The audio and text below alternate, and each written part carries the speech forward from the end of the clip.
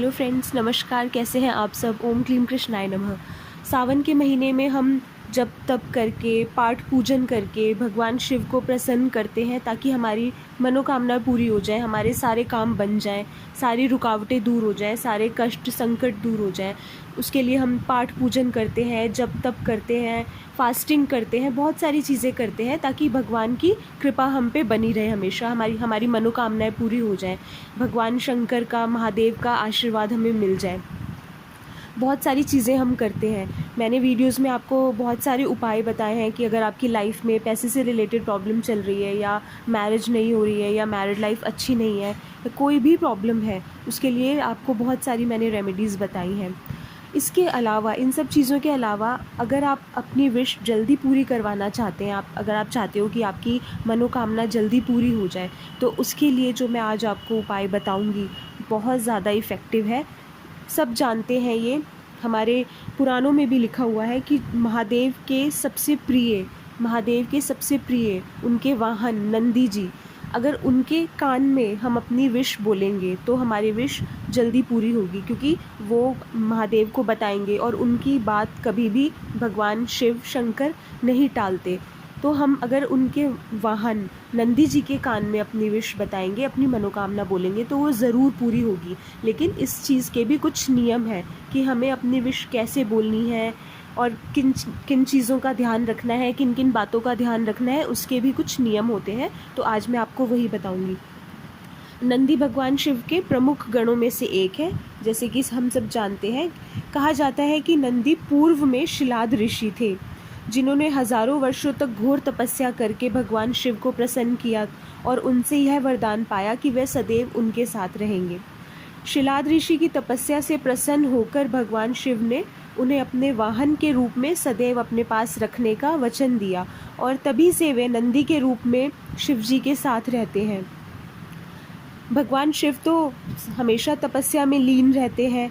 उस समय नंदी तपोस्थल के बाहर तैनात रहते हैं ताकि महादेव की तपस्या में किसी प्रकार का विघ्न ना पड़े। महादेव बंद आँखों से भी इस पूरे जगत का संचालन करते हैं, जबकि नंदी चैतन्यता का प्रतीक है, जो खुली आँखों और खुले कान से व्यक्त अव्यक्त बातों का भान करते हैं। पुराणों के अनुसार भगवान शिव की तपस्या में किसी प्रकार का विघ्न ना पड़े, इसलिए नंदी चैतन्य अवस्था में उनके तपोस्थल के बाहर तैनात रहते हैं। जो भी भक्त भगवान शिव के पास अपनी समस्या लेकर आते हैं, नंदी उन्हें वहीं रोक लेते हैं।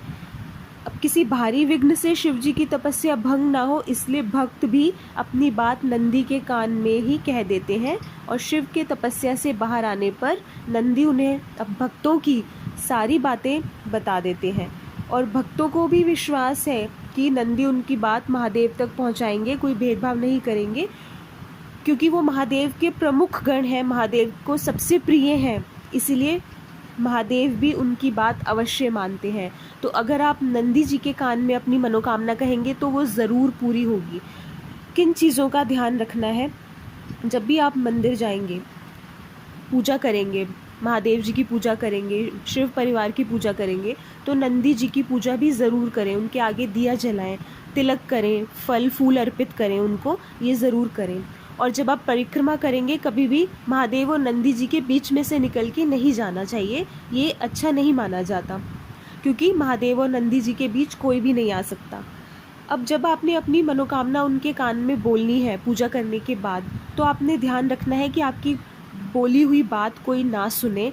जब आप अपनी मनोकामना बोल रहे होंगे, चाहे आपके कोई पास खड़ा है, वो भी आपकी बात ना सुन पाए, इस तरीके से आपने अपनी मनोकामना नंदी जी के कान में बोलनी है। और किसी को बताना भी नहीं है कि आप घर आके सबको बता रहे हो, अपने फ्रेंड्स को बता रहे हो कि मैंने ये विश मांगी। नहीं, किसी को नहीं बताना।